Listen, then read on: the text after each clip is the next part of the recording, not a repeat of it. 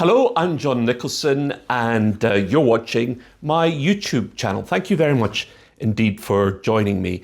Well, there's only one story this week, isn't there, really? And that's Trump and his tariffs. You know, the Republicans have a long and dishonourable history, some of them, in pursuing tariffs. In theory, Americans are very much in favour of free trade, but every half century or so, a leading Trumpist comes along and decides that tariffs are the way forward for the American economy. It always fails. And the last time it happened with a pro-tariff president, it sent the Republicans reeling into disarray for decades to come. Let's keep our fingers crossed this will happen with Trump. It's very important, I think, that Americans are shown just how disastrous Trump policies are. And after all the tariffs were threatened, what's interesting over the last couple of days is that Trump has blinked. Now, he might bluster all he says, and he might say numerous countries have come to him and asked for a deal. There's no evidence of that whatsoever. He blinked because he saw what happened to the markets, and folk round about him in the White House were panicked.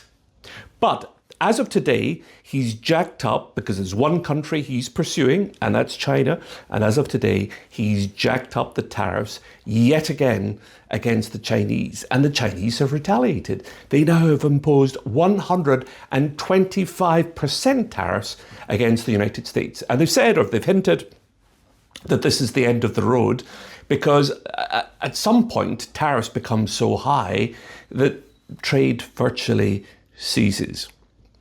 I notice that the Chinese are displaying, Chinese Communist Party leaders and their press folk are displaying a hitherto unsuspected sense of humour. And a few moments ago, the Chinese Foreign Office posted a picture of MAGA, that's the Trumpists' red caps. They posted a picture of that with Made in China labels attached to them.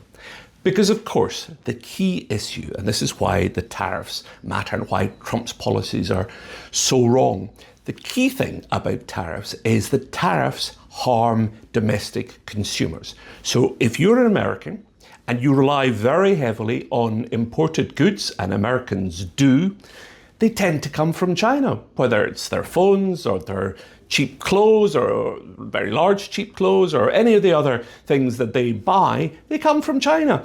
So if tariffs are imposed against Chinese goods, that leads to increased costs for American consumers. And I think that is just beginning to penetrate American voters' minds because we see Trump's popularity spiraling. Trump, of course, is enormously hypocritical when it comes to this because Trump himself, as a businessman, you know, he's a whole range of failed businesses behind him. There was the Trump Steaks, there was the Trump University, which ripped people off, but there was also Trump ties, and there were Trump shirts. And when he was on the Letterman show, he was asked where those ties and shirts were made, the Trump ties and the Trump shirts. And he said that the ties were made in China and the shirts were made in Bangladesh. So the idea that Trump himself has been a great proponent of the American worker is, of course, nonsense. One of the interesting things about Trump is his ability to persuade his supporters, many of whom are badly educated from the flyover states, as they're dismissively called by people. They tend not to have college education. And there's a kind of rage about a lot of them. And he's got this extraordinary ability, no matter how often he fails, to persuade them that he's on their side. When he imposes tax cuts on the wealthy that really affect them badly, the poor that is, Trump supporters are enormously forgiving of him. But we've got to remember that last time round, when he was president, he left with enormous unpopularity. His ratings were dire. And it was in the aftermath, during and aftermath of COVID. And some of the things that he said to his supporters, even they began to realise that they were not in safe hands, something they've forgotten. Do you remember, for instance, that he said that in order to deal with COVID, you should perhaps inject bleach? Well, it seems to me that's what he's doing today with the American economy. It's the equivalent of the injecting or drinking bleach, which he once recommended for COVID. Not that he would ever drink bleach himself or advocate it for his families, but he's doing the equivalent for the economy. This is the economic bleach drinking moment for the American economy, and it will do exactly for the American economy what his bleach suggestion did for COVID: enormous damage. But many of the people who supported him in the run-up to the election, the tech billionaires, have lost a fortune. Some of the right-wing economic correspondents and commentators who thought it was worth trying Trump in the presidency are now eating their words. I noticed The Economist has called his trade policy incoherent, and The Economist says that it will have done lasting harm. As we look at these tariffs, not only the tariffs that he's backing away from, but the tariffs that he's still sticking to, his message to the American people is that all he's doing is retaliating. But I was looking at one particular economy, and it's by far from the richest economy, even in the Far East, and it's Vietnam. We all know the history of Vietnam and how Vietnam has struggled.